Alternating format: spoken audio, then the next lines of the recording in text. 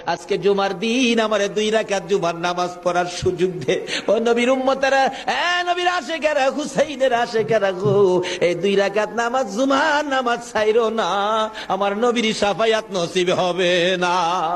রক্তে লাল হইয়া যদি হুসাইন 2 রাকাত জুমার নামাজ পড়তে পারে গো, আজকাল থেকে কথা দিতে হবে জীবনে কোনোদিন জুমার নামাজ ছাড়তে পারবা না।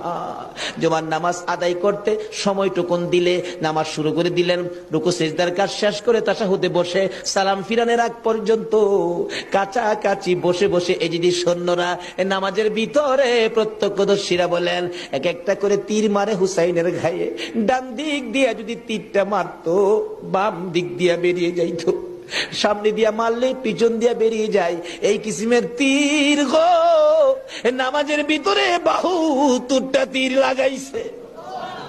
হুসাইন সালামটা ফিরাইয়া